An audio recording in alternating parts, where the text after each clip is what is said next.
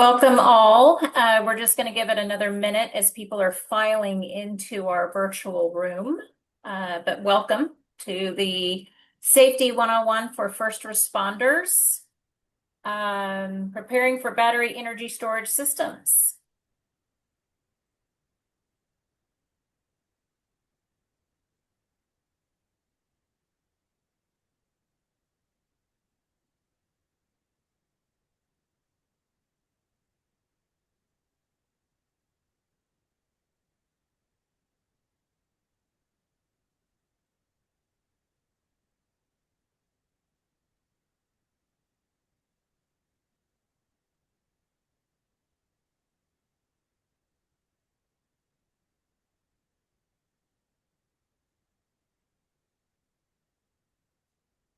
So I'm going to go ahead and get started. I want to welcome all of you. I know that more people are signing in. But I'm Brandy O'Quinn, Program Director at the Interstate Renewable Energy Council. And we work very closely with Camelot Energy Group, Sean Shaw, who will be presenting.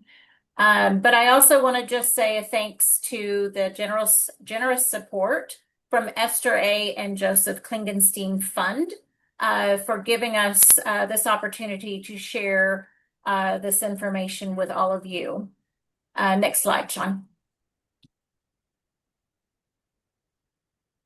So as I said, I'm with the Interstate Renewable Energy Council, and we build the foundation for rapid adoption of clean energy and energy efficiency to benefit people, the economy, and our planet. Next slide. We have three pillars or pathways that are independent but very complementary of each other. Our workforce development in clean energy jobs and training, the local clean energy solutions, working with local governments to help them streamline their solar, EVs and storage, permitting and processes, and our regulatory engagement. We are considered a national leader in regulatory policies that advance the growth of distributed energy resources. Next slide. So very quickly, housekeeping. Please feel free to introduce yourselves in the chat. We, of course, will use the Q&A tab for you guys to send us some questions. We will stop the presentation 15 minutes before the end so that we can take some time. Closed captioning is enabled, so select the show caption from the control toolbar at the bottom. We also do not accept AI note takers or bot, so they will be removed if you are using a note taker. And the presentation slides and recording and all the follow-up resources will be sent out to all of you that have registered. With the holidays and everything, we will try to get it out before Christmas, but if not, it will be certainly the first week of January. So I just ask for some grace there, but we absolutely will send this out to you. And for those of you that are here for your ICC continuing education credits, we will be sending a list of participants to the ICC so you can get your continuing education. The other thing I want to mention is with this, we are providing free technical assistance to local governments that are interested in large-scale solar and battery storage. It is a first come, first serve. We have a limited number, but if you are interested, I'm going to put my email in the chat, and please send me an email and a little summary of kind of the things that you're interested in learning about, as well as we will be conducting office hours starting in January every Wednesday for 2 months. If you just want to come and talk and meet with peers and learn additional information about large-scale solar and battery storage. Next slide, which I think for you is I'm introducing Sean Shaw. So enough about from me. You're really here to listen to Sean. Take it away. Thank you. Thanks so much, Brandy. And thanks to the whole IREC team for working with us and getting this all organized. And welcome to everyone. It's really exciting to see such a nice variety of folks chiming in, especially in the busy holiday season. So I hope you'll find something for everyone here. It's a, if you'll pardon the expression, a hot topic, and one that I think stretches across developers, system owners, first responders, local authorities, the whole mix. And we do have a nice mix on today. So I'm going to speak a bit about how we really cover battery storage safety at a 101 level. We only have about 75 minutes, so let's get started. Quick bullet point about me. I'm the founder and CEO of Camelot Energy Group. I've been doing solar and energy storage work for about 21 years. I'm a registered professional engineer in the state of New York. And over my career, I've worked on everything from off-grid lead acid-based battery systems for remote facilities up through over 1 GWh scale utilities scale projects. So been pretty deeply involved in the industry, helped with a number of the codes and standards efforts, and do a lot of the sort of fire peer reviews for entities in New York and elsewhere. Camelot is a technical advisory firm, sort of first and foremost. We do a lot of work in the energy storage space across owner's engineering. We do project commissioning. We do due diligence on energy storage projects during M&A transactions. We help negotiate supply agreements. Essentially, everything energy storage across the supply chain up through operating projects we work on, and we've got a great team that focuses on those areas. So let's begin with some fundamentals. Hopefully, for most of you folks, you've at least got a little bit of a baseline, but I never like to assume. So we're going to get into the safety matters, but first it's best to cover some things like what is energy storage? So fundamentally, it's a device that can store energy now for use later. And that's a very broad term. We're going to zero in more so on the battery side of things here.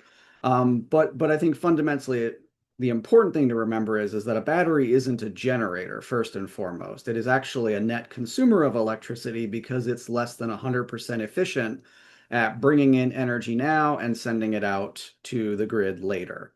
So there's lots of cool storage methods out there that involve, storing thermal energy, doing phase changes. There's hydrogen, but today is really going to focus on the current state of play with respect to batteries. I have authored a book with the International Code Council on energy storage systems and their interaction with the various codes and standards, but it is a broad-based review of the market and the technologies. And there's an update on that book coming out early next year. So if you do want to know a little bit more about the history of energy storage and the types of energy storage, I cover all of that there, but we just don't have time to get as much into that as I might like to today. But it is worth thinking about, why do we need energy storage? Some folks will occasionally think that we need energy storage because of renewable energy. The two are closely linked for sure, and energy storage does help put more renewable energy on the grid, but it's important to remember that our grid is changing on the load side as well. We have more dynamic loads than ever before. We have a more constrained grid than ever before, and we know it's very difficult to build transmission infrastructure. So the local grids we have are the grids we largely have to work with. So energy storage can improve the reliability of those grids, can reduce the volatility of energy prices. We've seen this in Texas, for example, where energy storage has been able to, at least partially, blunt the heavy price spikes that we've seen in past years during extreme weather events and such. We can also use the incredible flexibility of batteries to balance load and control frequency so that we don't have to build an expensive new infrastructure for what might be a few hours a year of high peak demand. If we can manage that with a relatively inexpensive battery, we can forestall or even put off entirely having to make really expensive grid upgrades. Energy storage allows us to decrease the cost of providing capacity on the grid, and it can do a lot of different things. So you can provide reactive power or absorb reactive power. You can control voltage and frequency. It's really a little bit of a grid Swiss Army knife in terms of what it can do. So it would not be totally correct to think of energy storage as a purely green technology or associated only with renewable energy. It has a real role to play in our grid, in many other ways as well. So I mentioned here, here are some of the types. Again, we're going to focus on batteries today, but there are a surprising range of energy storage technologies and types that we can consider. Batteries, lithium-ion batteries in particular, do account for more than 90% of the recent additions in energy storage. And batteries are the majority of global installed energy storage at this point as well. For a point in time, they were catching up to pumped hydro, but they've surpassed it now. And these are just some examples. You can see another one kind of behind me. But these energy storage systems, even when you narrow it down to batteries, can take some different forms. So for example, you'll see in the bottom right, this is a modular container. For scale, that's roughly the size of a commercial refrigerator. That unit holds around 300 kilowatt hours, which is about 10 days of usage for the average house in each one of those cabinets.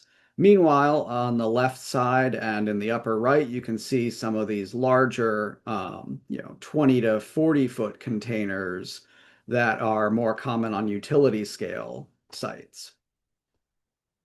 So a little bit of terminology that I just want to make sure everybody has. I'll go through this kind of quickly because we have a lot to cover. But obviously, if you have any questions, as Brandy said, just go ahead and put them into the chat and we will try to get to those. So inverters and PCS, these are sometimes used interchangeably. Solar projects have inverters. Usually on a battery project, it's referred to as a PCS because it does a little bit more than a normal inverter does, largely allowing for both charging and discharging of the batteries. So you can safely use them interchangeably, but realize that you're a little more likely to hear about PCS on battery projects than you are inverters. Degradation is a phenomenon. It's not unique to lithium-ion battery chemistries, but it's a well-documented and accounted for aspect of that chemistry. And that's just the process where the battery's energy capacity degrades over time. So if you can store 100 megawatt hours when the system is commissioned, 20 years later, perhaps you can only store 70 megawatt hours. And that's just due to natural chemical processes in the battery that are not 100% efficient. The depth of discharge is how deeply you discharge the battery. So 100% depth of discharge means the battery is empty. You've used all the energy in it. And then augmentation is kind of one of the ways to address degradation, where you're actually adding new battery capacity to offset that loss. So it's largely a commercial exercise, but augmentation is an important one for this topic because there's a lot of focus during the initial installation on safety and permitting and installation quality and all the rest. But an augmentation exercise can have many of the same steps and processes in it and maybe fall through the cracks if you're not paying careful attention. The BMS is an important piece. It's a battery management system. That's a little bit, it often gets confused with the energy management system, the EMS. And I'm sure as an industry, we could do a better job of clarifying this. But functionally, the battery management system is what happens inside the battery container and it's supplied by the manufacturer. It's their operating system for the battery. When you go outside the container and need to interface that battery with other types of things, like with the grid or with an online control platform, that's the function of the energy management system. So you need both on a modern utility scale BESS project, but they do perform slightly different functions and they're often confused.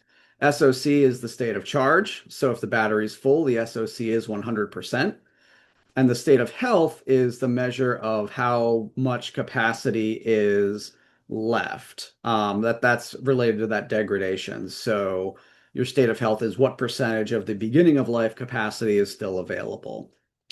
And then capacity itself, this is a tricky one because sometimes it's used to refer to power and sometimes it's used to refer to energy. I'll usually try to distinguish and say capacity is power and energy capacity is the amount of energy in the battery. But just be aware that sometimes those terms are used a little bit awry. And then anode and cathode are the positive, the negative and positive terminals of the battery, respectively. So, whirlwind tour of terminology. We're almost through it, but a couple of other ones that are important to understand. A lot of folks will talk about the battery cells or the battery racks, and what does that mean? So the cell, you can hold a battery cell in your hand. It's not the whole 20-foot container is not the battery cell. It has thousands of cells in it. So your average cell might be, a handful of, one, maybe 1.5 kilowatt hours, relatively low voltage. Those get stacked together into modules. Think of these like big metal trays that all of the cells are connected into. And all that happens at the factory. You should never realistically see a cell when you're building, inspecting, or maintaining a battery project in the field. So the modules are factory assembled, and generally speaking, they're also installed in the racks at the factory. Some very large battery containers can't be shipped fully loaded with modules because they're too heavy. But many of the ones that we're dealing with today, like in the 20-foot containers or the more modular systems, like you see in this background behind me, those will ship fully loaded. All the batteries and modules are loaded in there. And then in terms of the type of containment around the battery racks, you do occasionally see battery racks that are installed in large indoor facilities. You all may have heard of some recent fires involving that type of facility. So for that reason and others, that is far less common. Most of the time, you're going to find the batteries have their own containment. So they'll be included in a cabinet, which is kind of that large commercial refrigerator size unit. They'll be in an enclosure, which is something that you access from the outside. And you don't see this anymore, really, because it was one of the things that we found out as an industry was really not as good of an idea as maybe at first seen, but the idea of the walk-in containers where you can physically enter the container and you can walk down some sort of central aisle and have batteries and such all around you. So the vast majority of projects you'll see today are going to be either cabinet or enclosure style. And then no site is built just using BESS containers in isolation. You'll find a lot of other ancillary electrical equipment. It's important to remember that, for all the so-called mystique around batteries, this is still, at least at scale, a piece of utility infrastructure. So you're going to have transformers, you're going to have switchboards, you're going to have a power plant controller, all these types of things you would find on any larger scale commercial or industrial um, energy facility or utility facility, you're going to find there. And due care and caution should be exercised just as you would around any utility infrastructure. If you're looking at it from the desktop view, this is the kind of thing you might see. And so you'll have a typical single line diagram style layout. On the left, you'll see you have your BESS cabinets. These are, and you can be clued in right away that these are DC or direct current because they have a DC converter here before they reach the inverter. So only to the right of the inverter as it goes toward the transformer is the electrical output here going to be AC. Everything sort of to the left of the inverter in the diagram is going to be direct current, usually something in the 1000 to 1500 volts DC range. Coming out of the inverters and to the transformer, it could be anything, whatever is applicable to your local electrical grid. And often we are seeing, of course, that solar and storage are installed together. And there are a few different ways two primary different ways that the energy storage can be interconnected with the solar.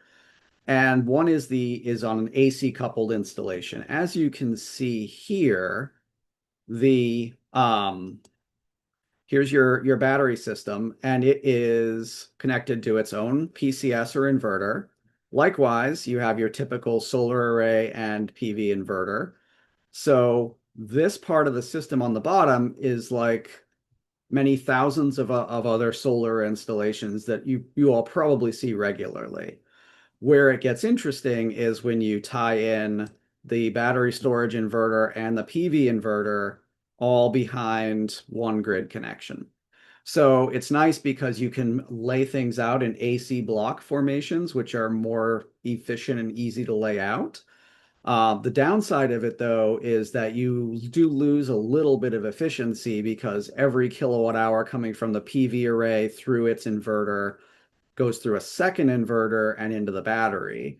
So if you imagine that you want to have a hybrid site that's charging the battery from solar, you're going to be a little bit less effective at doing so because you do have that additional equipment to go through. But it does make it very easy to control the two systems somewhat independently, which is helpful. On a residential example, you're essentially interconnecting an AC coupled system in a similar way to how you would connect a standby generator. So, not including, the use of an automatic or manual transfer switch that allows you during a power outage, for example, to operate your building or your home off of the AC energy storage system. So in this case, what you're functionally saying is that inside the BESS, there is already a small inverter to ensure that the output matches your AC voltage. So say 240 volts in a house. All of that, all of the electronics and controls and power conditioning are all happening inside the box with the batteries. Um, and then of course you'll have your transfer switch, and you can also use the BESS either to power your whole main load panel or a critical load sub panel if your battery isn't sized to power your whole home. So that's kind of a real world example of a residential application of this to kind of make it a little bit more real. On the DC side of things, you'll notice that here we've got the PV array has a DC output, and the batteries are using a DC converter to match the output of the PV array and the batteries so that they can all feed in to a common inverter. So you have one inverter and one point of interconnection, but you're feeding two sources in on the DC side. It's nice because it can be a little bit more efficient. You're cutting out an entire inverter or PCS, but it does mean that you have fewer options in terms of layout. And it has to be designed in from the beginning because not all inverters are going to be suitable for this, especially if it wasn't planned out ahead of time. So, so that's something to bear in mind. And it can be good for optimizing the output of the PV array through collecting clipped or excess energy when the system is at peak generation. So there's a lot of ways you can use batteries to optimize or interface with solar. And these are the two functional ways that you can connect them together. Codes and standards. I don't think I'd get out of a presentation on safety and batteries without covering a bit of this, and I'm glad to do it because it's super important. First of all, standards and codes aren't quite the same thing. Everybody, including myself, tends to say codes and standards in the same breath. Fair enough. But standards are authored by standard making bodies, and they're built from in large, we'll call it industry consensus, but there's technical committees and all different structures, but essentially a bunch of industry folks get together with a standards body and write up what we think the best way is to do something. It's not a law, it's just at that point, it's just guidance. However, it can become law once it's adopted into a code.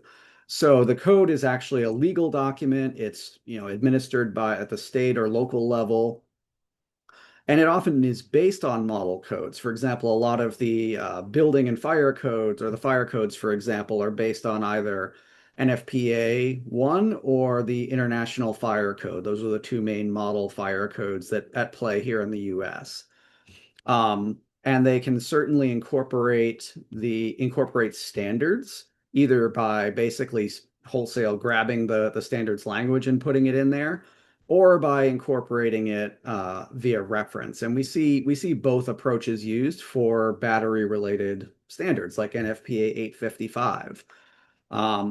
So the International Fire Code largely takes in sort of the text of 855, whereas NFPA 1 is a little bit more oriented toward referencing 855. Neither approach is better or worse, but it's something to be cautious of, that you may not be able to enforce NFPA 855, but don't be dismayed if you don't have a specific um, requirement for it, because there's a good chance if you're using one of the model fire codes or even an updated version of the National Electrical Code, you might be able to enforce many of the provisions of 855 in your jurisdiction anyway. So, knowing about 855 and what it includes is still a really powerful capability to have in your back pocket. I am not going to read all this at you because that would be obnoxious. But suffice to say, the International Fire Code section 1207 is the most relevant section if you want to go right to figuring out what the requirements are for energy storage. Um, and the New York State Fire Code, has some relation with this. The numbering's a little bit different. And those of you on NFPA 1 based fire codes, like our friends in Massachusetts, bear with me. But there is a similar treatment in those codes as well. But for now, suffice to say that the IFC covers quite a lot of ground on what the requirements are for energy storage. And you can see here what some of them are.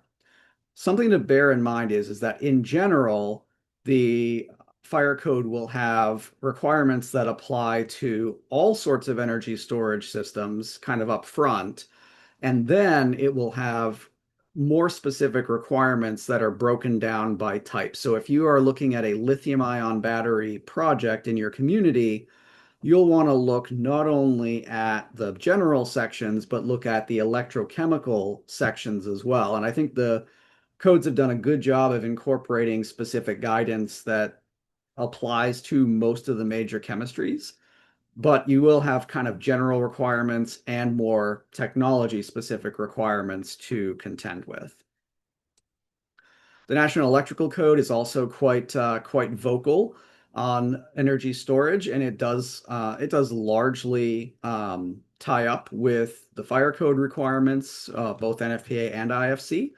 But it does have a little bit more focus on things like disconnecting means, so working clearances, the more usual electrical code stuff, interconnection methods, all, will apply here in 706. So it's important to have a good look at that section. Side note is, there might still be a little bit of confusion around section 480 of the National Electrical Code, because that section does also deal with batteries. And when we were working on the updates for 706 for the 2023 cycle, one of the big pain points was to make sure we made that as distinct as possible, because 480 is really meant, section 480 is really meant to be about lead acid battery banks largely used in like remote telecom facilities, not grid interactive battery energy storage systems. So 706 is really where you want to be in the NEC for this. Now, the trick is you got to figure out what code applies to a given energy storage project. Um, so as you can see, I've put a little bit of a decision tree together, and don't worry about screen capturing this. We'll send it out with the slides. But fundamentally, it breaks down into residential and non-residential. And then you've got to the next thing to look for is the listing and labeling status of the unit. So the listing should be to UL 9540. That's the kind of the first thing to look for. And if it's a residential system, it should be labeled for residential use. And you'll find that in the product manual and literature that's the case. If both of those things are true, it can allow you for a much more much more streamlined process for permitting. I'll go through a couple of examples here just to kind of set this in your mind. So imagine you have three Enphase 5P BESS units on the outside of a home. That's a total of 15 kilowatt hours of total capacity. Each one is 5. So it's less than 80 and it's mounted on an exterior wall. So the units are each less than 20 kilowatt hours. That's a yes. It's UL listed to 9540. That's a yes. And it's labeled for residential use. That's a yes.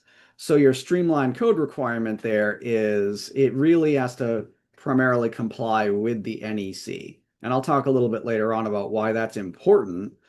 But suffice to say that if it had to comply with all of the IFC and other requirements, it would quickly become infeasible to ever install a residential battery system, no matter how safe or well vetted it was.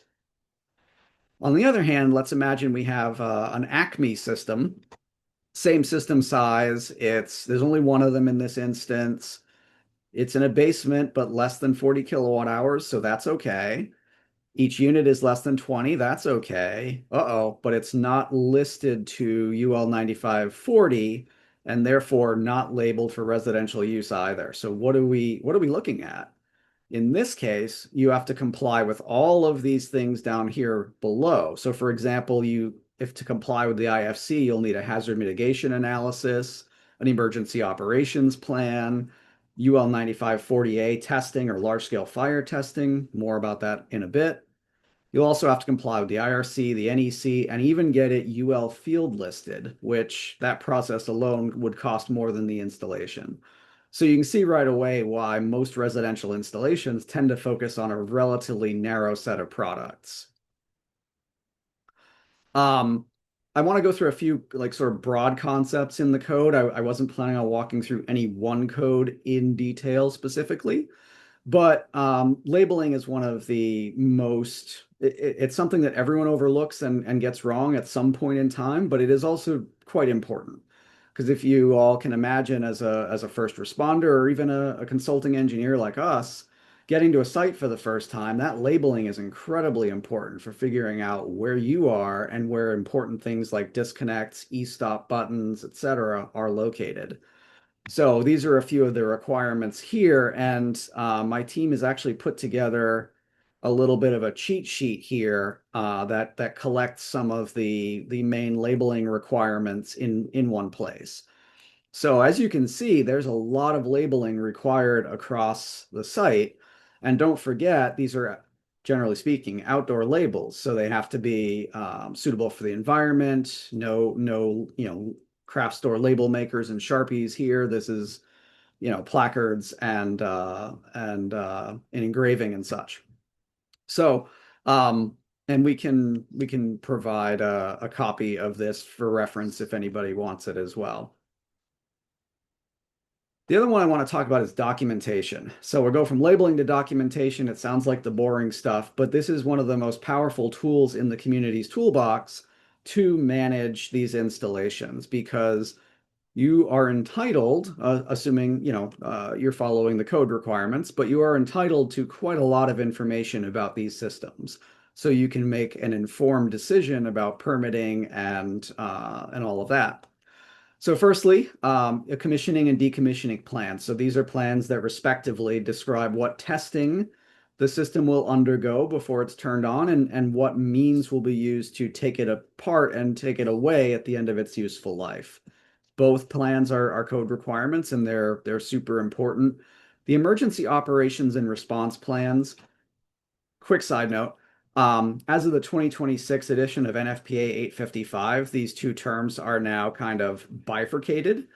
You'll often hear them used interchangeably. You may even catch me if you're being an eagle-eyed individual using them interchangeably during this session. The emergency operations plan is largely, but not entirely, geared toward the system owner. The emergency response plan is largely, but not entirely, geared toward the first responders. I'm probably going to use them interchangeably for now. I hope you'll all grant me a little leeway on that. But what is in this plan is super important. It is basically everything you need to know in order to have a successful first small handful of hours responding to a safety incident on the BESS site. It'll be information about the safety features of the systems. It'll be information about where key things are located. You'll have key contact information. All sorts of things in there that should guide your initial response. And if I'm for the firefighters that I'm speaking to here, not only are you entitled to receive this written plan, but you are generally entitled to training on it. And perhaps depending which code cycle you're on, even annual refresher training. So this isn't just a document you may be looking at for the first time when an incident occurs. It should be something that's part of the permitting process and something that your team is receiving training on. So make sure you're holding your owners and applicants to account for that. You should be receiving written summaries of the EMS, fire, and explosion control features of the system. That's generally prepared by the manufacturer, but super important that you get that. That information may be incorporated in the EOP, but it needs to be somewhere. Likewise, your hazard mitigation analysis is stipulated by code that it needs to address certain of, say, more common with an asterisk, not to say these issues are common, but the more common and predicted failure modes need to be addressed in the hazard mitigation analysis. Safety data sheets. These are interesting because they're often required to address the underlying individual materials in the battery system. So using them you need to be careful case by case about whether or not those SDSs are the best source of information when you're responding to an incident. Because you're responding to an incident with a whole system impact. The fact that you have an SDS for one of the coatings inside the battery container may not be the most useful and actionable information at the time, but still something you should have access to. And then you should have access to a large-scale fire testing report. And I'll talk more about that in a few minutes. The other thing that I want to mention is that the code does entitle folks to receive technical support from the applicant if it's required. So for those that are sort of pulling their hair out trying to assess a system, that's come in for a permit, and you're reading up and trying to figure out what to do with it, you do have an option in many cases to require that the applicant furnish you with some support in that. So I wanted to throw this in here because that's an important resource that folks should avail themselves of. Getting some specialist help understanding these systems as you're going through them can be really valuable. Residential installations are treated sort of specially. They are covered in the IFC, but they're also covered in the IRC in terms of the I codes, and heavily involved with the NEC. So you can find this will give you guidance on where you can install these systems and what you can do with them. But it's important to make a couple of things here. You can't put battery systems in, for example, sleeping areas. So you can focus in on putting them in places like garages, on exterior walls, away from egress, of course, and in enclosed areas with finished surfaces and with doors. You need smoke alarming, and if it's in a garage, you also need impact protection. So if someone's putting it in a garage and it's right in front of the where they pull their car into, you may find that you need to require them to put up some bollards or other barriers to ensure that the car can't collide with the battery system. So explosion control is another important code concept, and there are two primary pathways. They aren't there. There is an option to bypass both, as one major manufacturer has done. But by and large, you need to be familiar with NFPA 69, which is explosion prevention. What it essentially, in layman's terms, involves is detecting the concentration of flammable gases and activating ventilation to keep the concentration of flammable gases inside the battery enclosure at less than 25% of the lower flammable limit. Um, so that's very common. And in fact, starting with the 2026 edition of NFPA 855, this is the preferred or required method for systems, not necessarily allowing systems to only rely on explosion control through NFPA 68. So NFPA 68 is where you have passive things like burst vents and that sort of thing that are designed to pop open and relieve the internal pressure inside the container before a full explosion can damage the container and possibly cause more damage. So essentially it's saying, yep, we're in a deflagration situation, and this is how we're going to control that and reduce its impacts by doing a known thing with that deflagration event. So two different approaches. A lot of systems will have some element of both. But I think you will see going forward that more systems are going to lean toward the NFPA 69 option as folks begin adopting the newer version of NFPA 855. Fire detection and suppression is an interesting one. Broadly speaking, one of the things I would caution here is that adding fire suppression counterintuitively is not always going to make the system safer. A project I was working on recently, for example, the local fire department wanted to install a large external sprinkler system, essentially sitting over a whole array of battery cabinets, such that they could douse the entire thing from the fence line in the event there was a fire. On the surface, that makes sense, right? You're like, okay, fire, we got to put a lot of water on it. I'll get into fire suppression in a little bit more detail momentarily. But in that case, what you're doing is while you're dousing maybe one container that's on fire, you're now dumping water into several other 1,000-volt plus electrical devices, which can create additional fires. So, and likewise, if you were to require somebody to add a sprinkler system inside a listed battery cabinet because you wanted fire suppression, you might inadvertently be forcing the owner to violate the UL 9540 listing of that product, making it less safe. So, it's important to think through what can we really require and what makes sense, and adding fire suppression is not the answer in every case necessarily. So, not every system requires it. If the system is listed to have it, and if it's undergone installation testing to UL 9540A, it has to have it. But otherwise, it's important to kind of go with what the system is listed as. And you can do things to make the site safer if you want as a supplemental measure. But I would caution against just sort of blanket dousing everything with water as a first port of call. And then in terms of alarm and monitoring, this is an interesting one. I think folks are largely still coming to grips with the need to have these systems monitored via central station, but there are fire alarm requirements. They follow NFPA 72, and that essentially means you have to have some kind of monitored central station watching these battery systems so that if an alarm happens at 3 o'clock in the morning, there is a person receiving that alarm, able to act on it relatively quickly, those kinds of things. And you can have either one or two kind of communication pathways to reach that central station, and there are some slightly different requirements for each. But effectively, what most folks are doing is having their battery operators act as the central station and fulfill this function. So it's continuous monitoring and relatively immediate reaction to any significant alarm conditions that come out. I wanted to talk a little bit, stepping back from the code side of things, about energy storage safety considerations. And the first one is to put BESS fires in their proper context.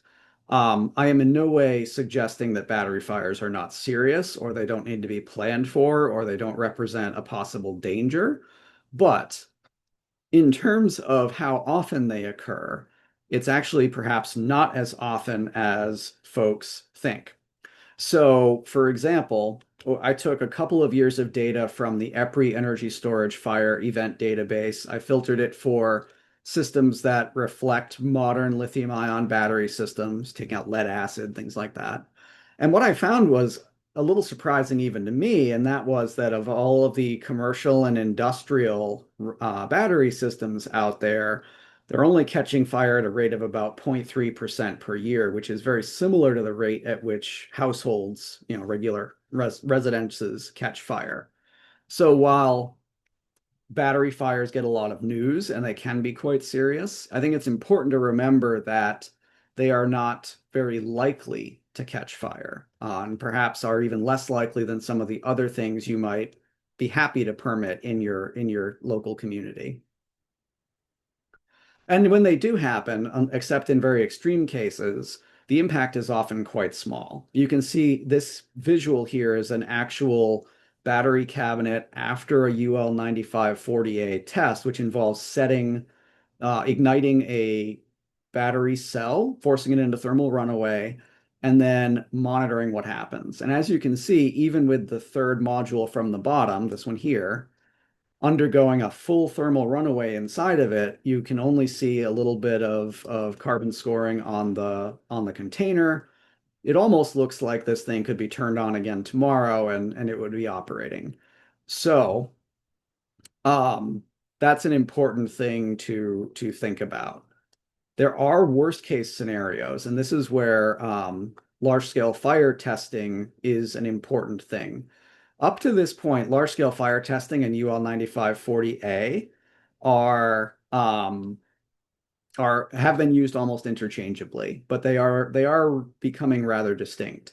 So large scale fire testing is a full scale burn of all the batteries in the system. You are deliberately not only starting thermal runaway, but you may be starting it in several places, and then you're igniting the flammable vent gases deliberately.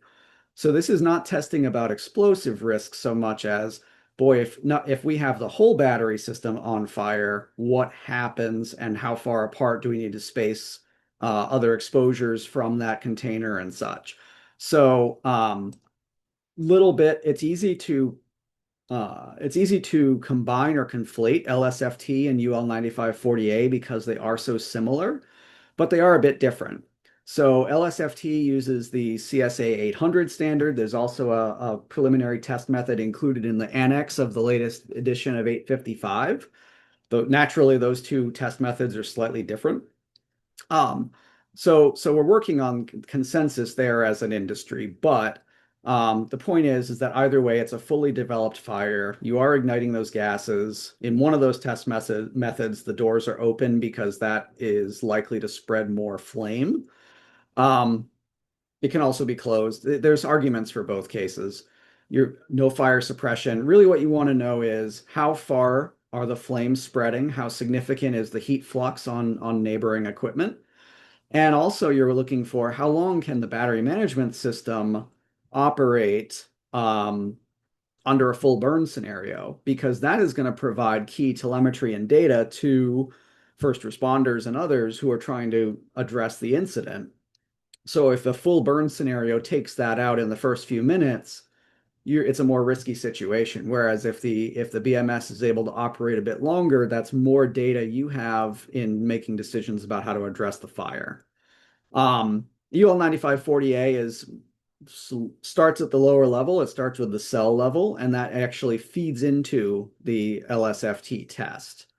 So it's more about assessing explosive risk. It's more about, does thermal runaway propagate from one cell to outside of the module to a neighboring module? What gases are being released? All of that's measured and included in the UL 9540A report.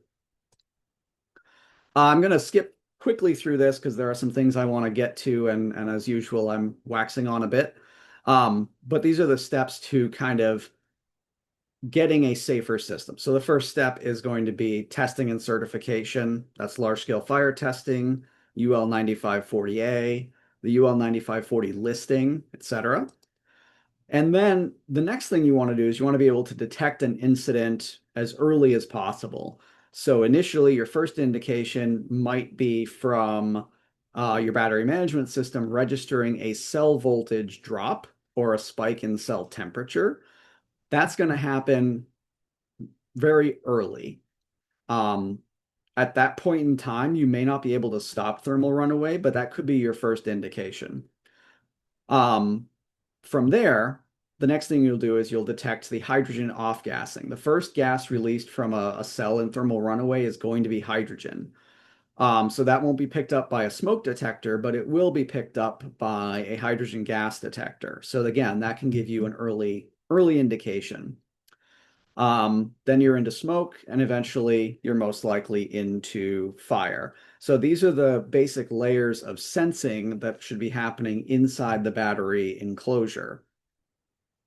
And those will trigger alarm conditions. And when those alarm conditions go out, that's where your central station will be alerted by network signals from your energy management system and or alerts from things like radio transmitters and call-out boxes that might be located on the site. Again, this all has to comply with NFPA 72. Um, and oftentimes what will happen is there'll be stages of alarms. So the first alarm might be an off gas or a smoke alarm trigger. That'll be one alarm. And then a second alarm will be triggered before the system's built-in fire suppression, for example, is activated. Um, at this point in time, O&M personnel should be getting alerted, emergency personnel should be getting alerted, and you'll be coming in, and hopefully you've got that emergency operations plan to begin with. When it comes to suppressing the fire, whether it is through onboard suppression systems that are built in or even a response situation, you want to think about how are you applying water. So internal to the container, you can have overhead sprinklers. So at the top of the battery rack, you're spraying downward. Um, that's okay, but realize that if you have a fire in the bottom of that rack, very little of the water applied by an overhead sprinkler is getting there. You're just soaking everything above it and probably not doing very much. It can be rack integrated. The old LG systems had this feature, and they would essentially have water hookups to the entire rack, so each module individually could be flooded. This worked pretty well in testing, but again, there's an issue in that you have to know how much water to apply, and you also have to it's only part of the response because reignition and such can be occurring afterwards. So, don't think that you're necessarily done at that point. And then flooding is a more drastic action where some containers are fitted with hose fittings such that, you can seal the container, hook up a hose, and literally just fill it up to the top, submerging everything inside. You can also use clean agents, obviously StatX, Novec, a couple of the big ones. They're used quite a lot to fight electronics and electrical fires. Um, One of the downsides there is that they have no cooling effect. So a cell that's in thermal runaway won't be cooled off by this, and it can in fact, allow the accumulation of explosive gases depending on a number of things, including how thickly and what concentration you apply. So something to watch out for. Certainly can be useful in heading off a fire outside of the batteries before it moves into the battery portion of the system. So for example, if there's a fire in the electronics bay of an enclosure, that might be a great application for a bit of StatX to smother that fire before it spreads to the batteries. But spraying burning batteries with clean agents doesn't do very much. And then explosion control, I guess it's sort of a step 4C in a way. But I talked about these earlier. This is your NFPA 69 or NFPA 68 kind of compliance. I'll go through this quickly because though it is an old incident and shouldn't be taken as representative of modern technology codes and standards, I think there are a couple of pieces here in this McMicken incident report that are still applicable and give a good scale of things. DNV did a great report on this back in 2020. So the finding here was that the issue started in one cell. So you have a whole container, but the issue started in one cell. The clean agent didn't work, and that it contributed to an explosive or flammable atmosphere inside the container that unfortunately affected their response and caused the injury of first responders there. So there's an internal cell failure. This was a Novec system, wasn't sufficient to stop thermal runaway, although it did stop the immediate flaming. But conversely, the flaming can often consume the explosive gases, reducing the explosion risk. So not having visible flame is not always an indication that the system is more safe at the moment. It shut down the ventilation system, so again, it allowed an explosive mixture of gases to accumulate because at that time, in order for the Novec to remain effective, you needed to seal off the enclosure and build up the concentration of Novec in the enclosure. Um, Seemed like all of this was best practice at the time. But this was before we even had our first edition of NFPA 855 in publication. And the emergency response plan did not really contemplate all of the risks here properly. And you can see here, this is again one of the reasons we don't use this style of container anymore, where it's a walk-in container where you might find yourself in the middle of two parallel battery arrays and overhead systems. The thing I want to point out, though, is that we have a great timeline of the incident. And what I really want to show here is that from the moment the battery voltage dropped to the time when all of the smoke alarms were off, which means that at that point thermal runaway is well underway, um, that was all of about 50 seconds. So this happens fast. Even if you got a perfect alert right here, by the time you picked up your phone off the nightstand and had read the message, you're already off to the races.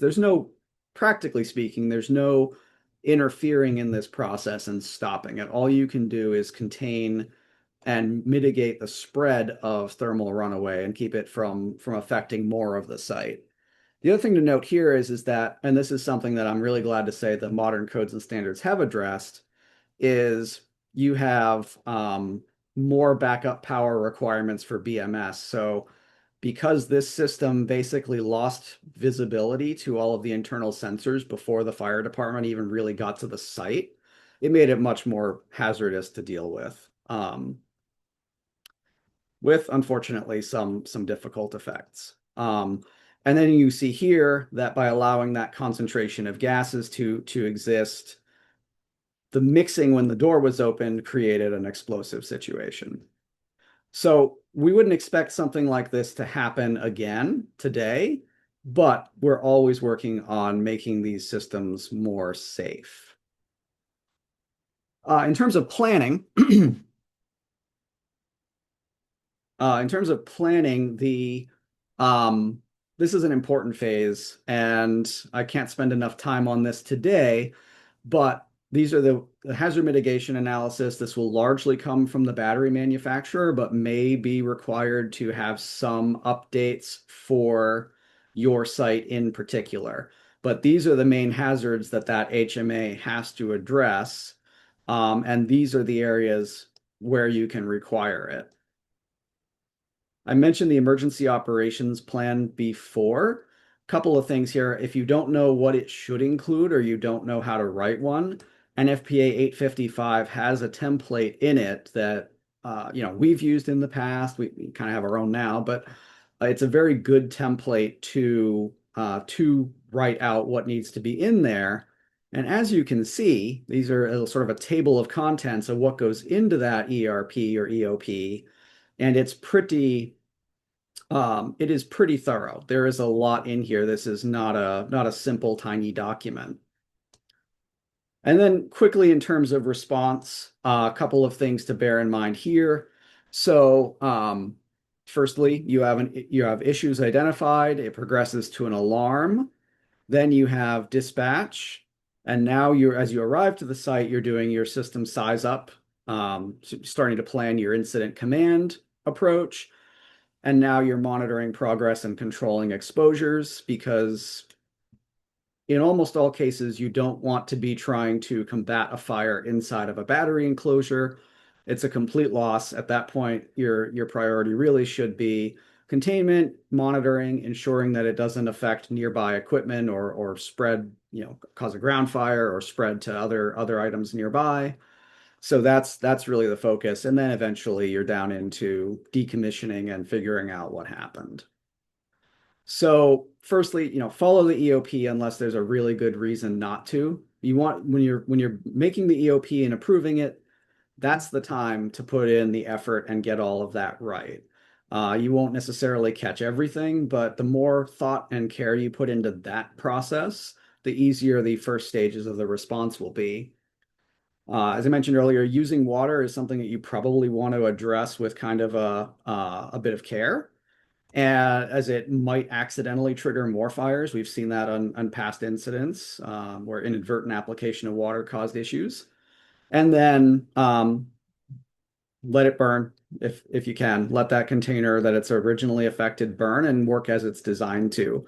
Adding water to it conversely can really stretch out the process because you think you're doing something helpful, but you're really turning what could be a few hours of to burn all the way down into a multi-day response event because you keep applying water to a system that water can't functionally stop thermal runaway.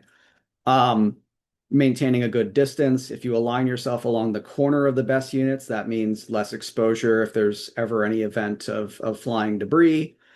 And then, of course, keeping a close eye on the weather. Just going to wrap up really quick because I do want to take as many questions as I can. And again, this will all be in the slides. But if you have emergency response plans, they should be at the station. They should be on the site. They may be online.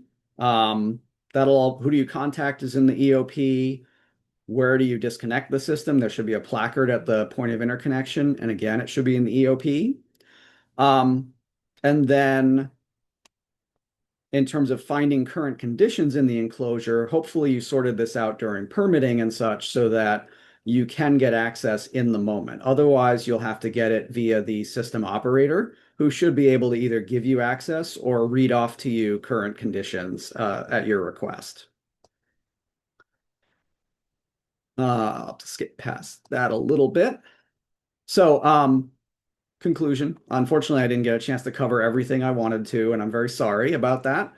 But as Brandy mentioned, we do have office hours coming up. So if there was anything you saw I had to fly by that you're wondering about, or things that are related that you're wondering about, please do come to the office hours, and me and my team will be glad to chat about it and offer whatever help and guidance we can.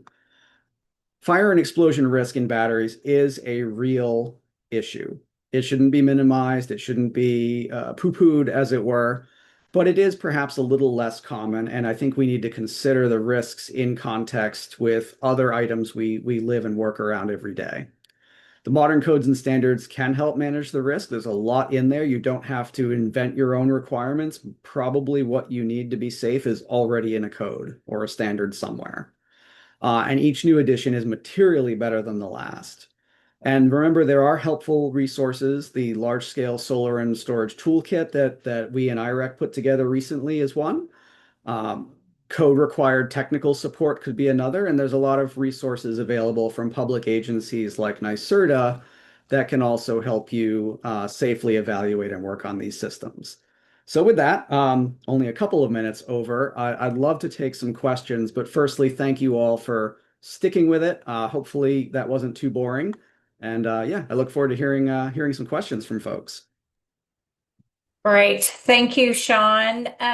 So I'm going to share some things. It's always so great in some of these webinars because a lot of times we have other experts in the room that are answering questions, which is, I think, very helpful. So it is peer-to-peer learning.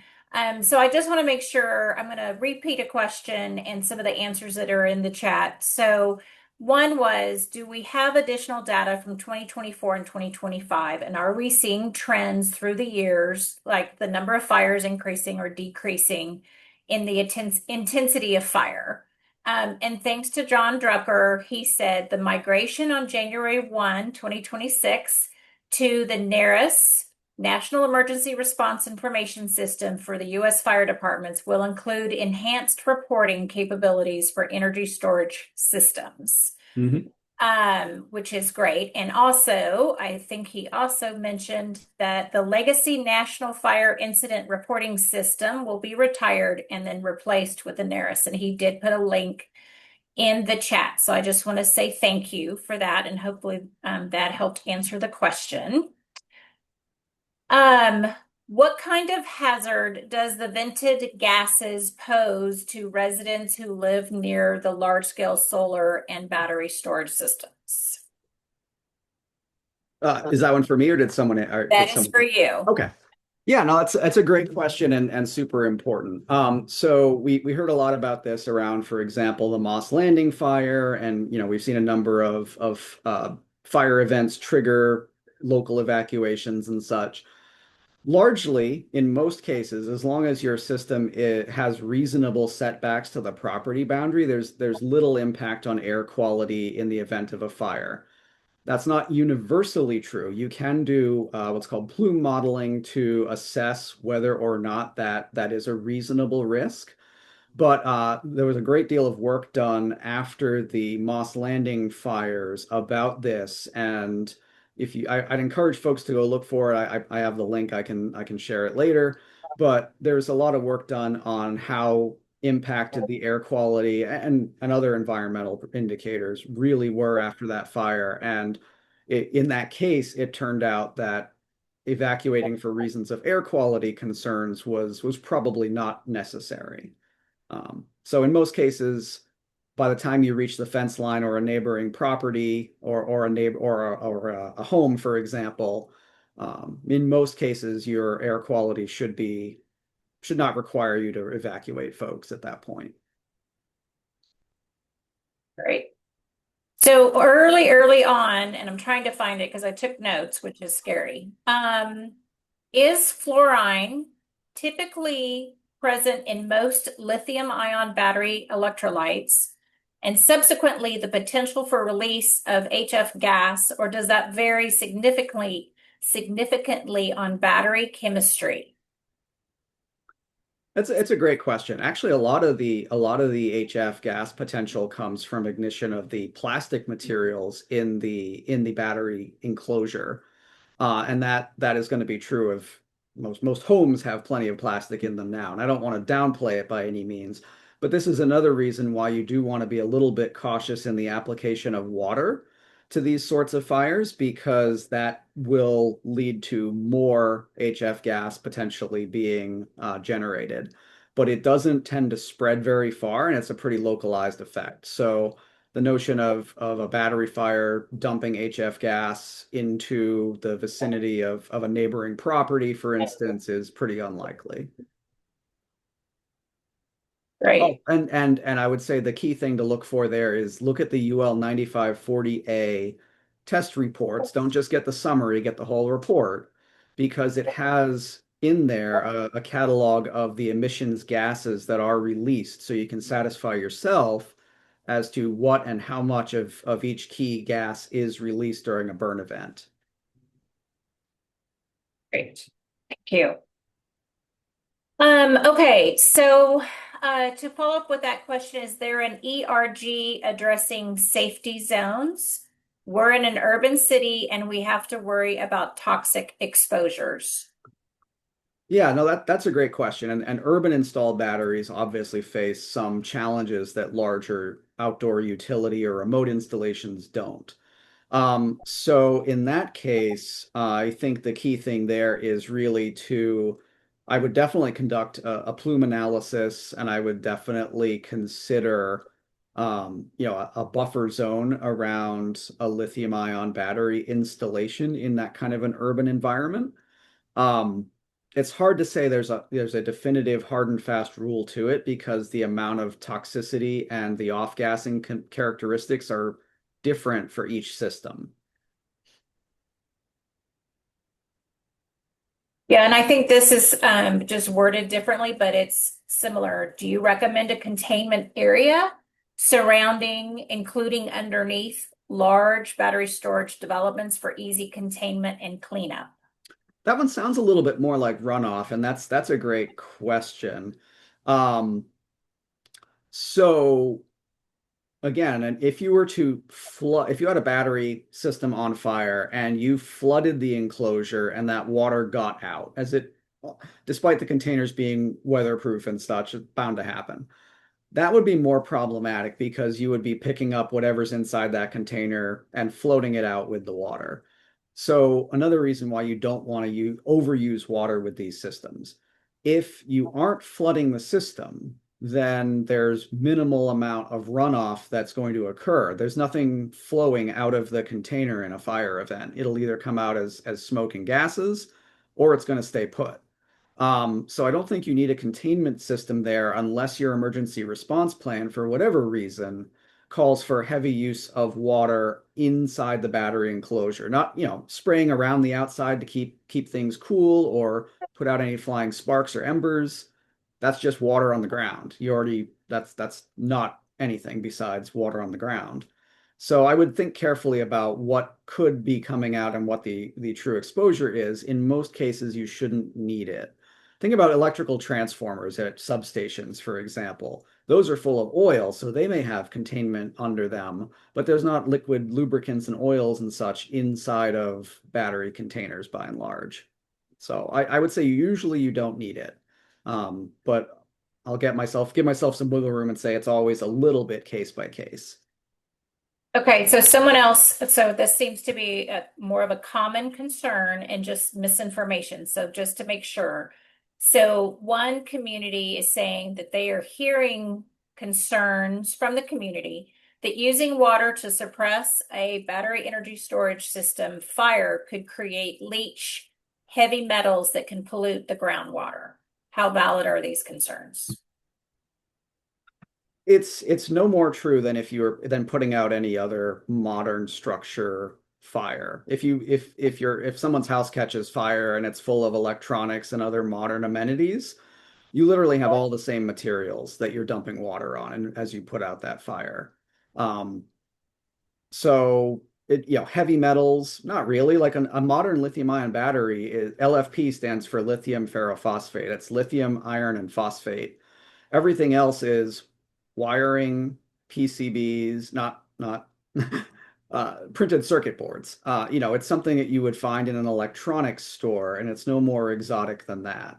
And so there have been in the past more novel battery chemistries that might have some different characteristics, but the vast majority of modern BESS are using those materials. They're not heavy metals oriented.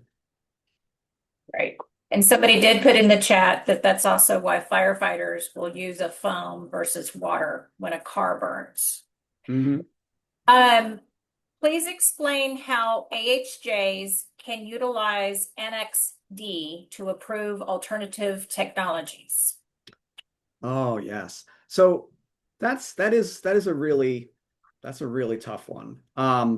Including this presentation, most of the available information is obviously geared toward lithium ion batteries, but there is, 855, for example, does allow for all kinds of other systems. Um, you know, I think I think that in order to use NXD for this, you really you're really going to have to probably get the supplier to give you documentation, and also you're probably going to have to lean on getting some outside support to evaluate it because it is very much an edge case, and depending on what it is, if it's the first time it's being done, there's some real things there. I would say if you want to work with the applicant, you should. If you're concerned about the technology, enforcing requirements for things like UL 9540 listing and the options available to you in the code may be a way to kind of control the narrative a little bit. Right. And somebody had asked to go back to a slide that were pictures. It was like towards the very end. Unfortunately, I don't know any more details than that. Well, I see. It looks like Paul has a question here about quality assurance. I can take a stab at that if you like. Sure. Yeah, because this is super important. I used to design factory quality assurance programs for battery manufacturers, and I'm really pleased to say that yes, there is a tremendous amount of quality control and quality assurance in the battery manufacturing process. So the cell manufacturing process is heavily automated. It's very little human involvement. And some of the common quality control tests before those cells are shipped for module assembly include things like X-raying the cell, checking the internal resistance, checking the open circuit voltage, all of those types of things that can be leading indicators of a potential fault. And then there's quality control again at the module assembly stage, and finally at the container integration stage. And then once it gets to the site, folks like my team will go through a really rigorous site acceptance test process and commissioning process to really ensure as much as anyone can that the system is quite safe. But there is a lot of quality control that goes into especially the cell manufacturing aspect of this. And if you're buying the equipment, you also I would encourage you to think about requiring third-party factory auditing and inline production monitoring, because you can add on a whole other layer to really ensure that the quality control processes are being followed. So there's a lot to unpack there, but I do want to say that there is a strong quality control function already. Always room for improvement, but it is there. All right, thank you. So are any of those manufactured in the US, or is the US testing foreign manufactured batteries and cells? I'm sorry, where was that? Are any of those manufactured in the US, or is the Oh. US testing foreign manufactured batteries? Some of both. We are beginning to have a notable amount of local LFP cell production here in the US. Sort of, maybe counterintuitively to some, the quality control on those is probably a little bit more developing than we see coming out of the larger Asian factories from groups like CATL or BYD. But we're getting there. So I think we're building a good domestic supply chain for batteries. It's had some recent political challenges of sorts.